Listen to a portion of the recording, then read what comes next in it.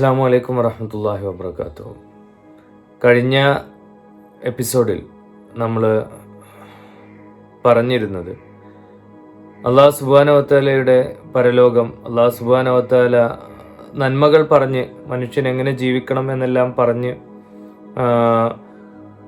കാണിച്ചു തന്ന, അല്ലെങ്കിൽ നമുക്ക് മുന്നിൽ ഒരു വെളിച്ചമായി അവതരിപ്പിച്ചു തന്നിട്ടുള്ള കിതാബുകൾ, അവൻ്റെ വിശുദ്ധ ഗ്രന്ഥങ്ങൾ, അതുപോലെ തന്നെ അല്ലാഹു സുബ്ഹാനഹു വ തആലയുടെ നിർദ്ദേശമനുസരിച്ചിട്ടുള്ള നമസ്കാരം, സക്കാത്ത്, ഇതൊന്നും ചെയ്യാത്ത ആളുകൾ അവരെ നീ എങ്ങനെയൊക്കെ നന്മയിലേക്ക് നയിക്കാൻ നോക്കിക്കഴിഞ്ഞാലും അവരെ നയിക്കാൻ കഴിയില്ല എന്ന് പറഞ്ഞായിരുന്നു നമ്മൾ അവസാനിപ്പിച്ചിരുന്നത്. അതിനുശേഷമുള്ള ആയത്തിൽ നോക്കൂ.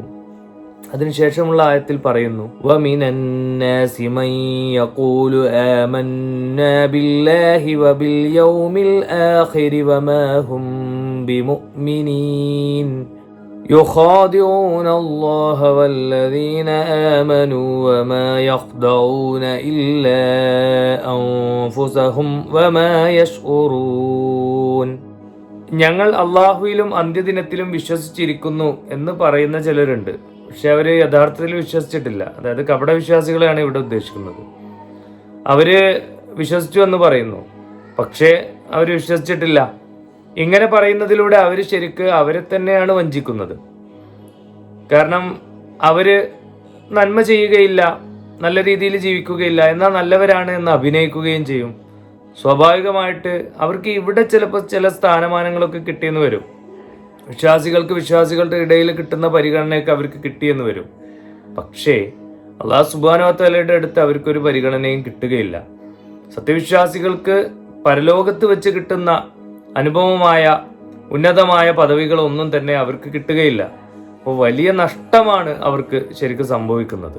അതുപോലെ ഇതിൻ്റെ മറ്റൊരു വായന എന്ന് പറയുന്നത്, എല്ലാ കാലത്തും എല്ലാവരെയും പറ്റിക്കാൻ പറ്റൂലല്ലോ. കുറച്ചു കാലം കുറച്ചു പേരെയൊക്കെ പറ്റിക്കാം, എല്ലാ കാലത്തും എല്ലാവരെയും പറ്റിക്കാൻ കഴിയൂല. അതുപോലെ ഈ ഒരു കപടവിശ്വാസി ആദ്യത്തിലൊക്കെ നന്നായിട്ട് ആളുകളെ പറ്റിച്ച് അങ്ങനെ ജീവിക്കും. പിന്നെ അവൻ്റെ കള്ളി വെളിച്ചത്താവുന്നതോടുകൂടെ അവന് സമൂഹത്തിൽ ഒരു വിലയും ഇല്ലാതാവും. അതോടുകൂടെ അവന് ഇഹലോകവും നഷ്ടപ്പെടും, പരലോകവും നഷ്ടപ്പെടും. ഇത് തന്നെയാണ് എല്ലാ കപടവിശ്വാസികളുടെ കാര്യത്തിലും സംഭവിക്കുന്നത്. അപ്പോൾ അവന് ഈ ലോകത്തും വില ഉണ്ടാവില്ല, പരലോകത്തും വില ഉണ്ടാവില്ല. കുറച്ചു കാലത്തേക്കുള്ള നശ്വരമായിട്ടുള്ള ഒരു സുഖത്തിന് വേണ്ടി മാത്രമാണ് അവൻ മുന്നോട്ട് പോകുന്നത് എന്നാണ് ഈ രണ്ട് ആയത്തുകളിൽ ഉദ്ദേശിക്കുന്നത്. യുഖാദിഊന അല്ലാഹ വല്ലദീന ആമനൂ വമാ യഖ്ദഊന ഇല്ലാ അൻഫുസഹും വമാ യശ്ഉറൂൻ എന്നാണ് തുടർന്ന് പറയുന്നത്. ഒന്ന് ആലോചിച്ചു നോക്കൂ, എത്ര സങ്കടകരമായ അവസ്ഥയിലാണ് അവരുള്ളത്, എത്ര പരിതാപകരമായ അവസ്ഥയിലാണ് അവരുള്ളത്. അവരത് മനസ്സിലാക്കുന്നില്ല. കാപട്യം എന്ന് പറയുന്നതിൻ്റെ മുഖം മൂടി അണിഞ്ഞു കഴിഞ്ഞാൽ അവർക്ക് അത് എന്താണ് തങ്ങൾ ചെയ്യുന്നത് എന്നുള്ളതിനെ കുറിച്ച് പോലും ധാരണയില്ലാത്ത ഒരവസ്ഥയിലേക്ക് വരും. ആളുകളെ പറ്റിക്കുന്നതും ആളുകളോട് നുണ പറയുന്നതും തോന്നിയ പോലെ നടക്കുന്നതും, എന്നാൽ അതിനൊക്കെ ഒരു നന്മയുടെ ഒരു മൂടുപടം ഇട്ട് മുന്നോട്ട് പോകുന്നതും, ഇത് അവർക്കൊരു ഹരമായിട്ട് മാറും. അങ്ങനെ അവരെ തന്നെ നശിപ്പിച്ചു കൊണ്ടിരിക്കും എന്നാണ് ഈ ഒരു ആയത്തിൻ്റെ വെളിച്ചത്തിൽ നമ്മൾ മനസ്സിലാക്കേണ്ടത്. ഒരിക്കലും നിഫാഖിൻ്റെ ഒരു അംശം പോലും വരാത്ത സൗഭാഗ്യവാന്മാരുടെ കൂട്ടത്തിൽ, സൗഭാഗ്യവതികളുടെ കൂട്ടത്തിൽ നാഥൻ നമ്മെ ഓരോരുത്തരെയും ഉൾപ്പെടുത്തി അനുഗ്രഹിക്കുമാറാവട്ടെ. ആമീൻ. അസ്സലാമു അലൈക്കും വറഹ്മത്തുള്ളാഹി വബറകാതുഹു.